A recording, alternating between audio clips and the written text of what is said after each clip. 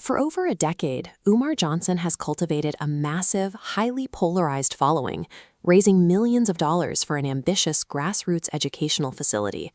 He named his project the Frederick Douglass Marcus Garvey Leadership Academy. The stated goal was to build an independent institution designed to intercept Black boys before they fell into the school-to-prison pipeline. But despite years of intense, cult-like fundraising campaigns across social media and live events, the physical doors to that academy remain closed to students. This prolonged delay created a visible void, and on the internet, voids are quickly filled.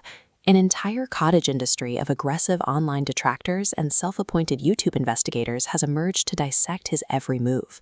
Without tangible brick-and-mortar progress to point to, Johnson's digital empire became a soft target. Online vigilantes rushed in, substituting physical proof with endless digital speculation. Recently, that speculation peaked. A YouTube channel known as Her Quiet Power broadcasted a viral claim that Johnson is the target of an impending massive federal takedown. The creator made a highly sensational assertion. She claims to be in direct, exclusive contact with 3 special federal agents who refuse to speak to anyone else on the platform. These claims mimic the vocabulary and urgency of a legitimate federal criminal investigation. Actual federal law enforcement protocols reveal a sharp discrepancy. These claims represent a specific form of digital misinformation that exploits the general public's unfamiliarity with government operations. We can start by deconstructing the absolute improbability of the 3 agents claim. The Department of Justice operates under strict communication protocols, specifically Title 28 of the Code of Federal Regulations, Section 50.2. This rule expressly prohibits agents from discussing ongoing investigations with the public or the media without high-level authorization. Federal agents face immediate termination and potential criminal charges for leaking active case details to the public. Disclosing grand jury information or sensitive investigative material is a serious breach of professional duty. So, why do people believe it?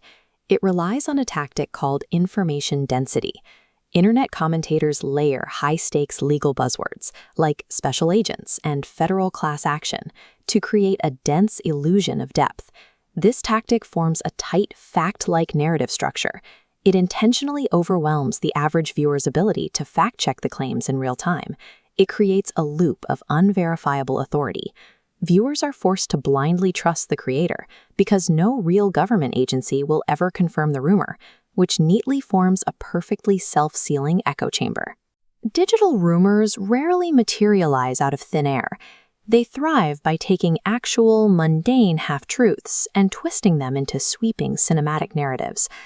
Detractors frequently point to Johnson's 2018 hearing before the Pennsylvania State Board of Psychology, citing it as ironclad proof of his criminal nature. The reality of that hearing was much quieter.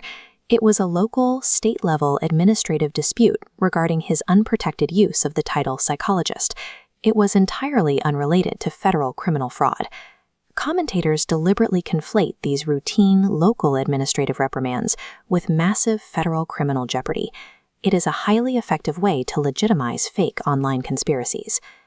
If there are no federal agents whispering to YouTubers in the shadows, does that mean Johnson's charity is legally in the clear? Not exactly.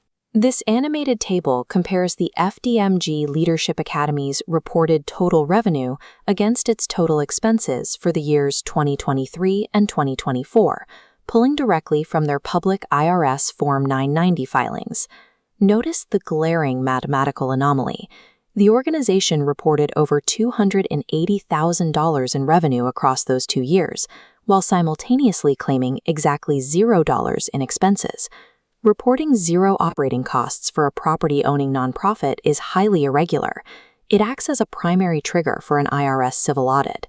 Knowing this, we have to reevaluate Johnson's public claims of being debanked by white supremacy. Account closures are far more likely the result of standard private sector banking compliance departments reacting to these exact undocumented financial behaviors. The Academy's legal standing rests on a documented trail of tax code violations and compliance failures. These slow-moving bureaucratic pressures pose the actual threat to the institution's survival, regardless of the cinematic raids described on YouTube. There is a sociological reality driving this entire conflict.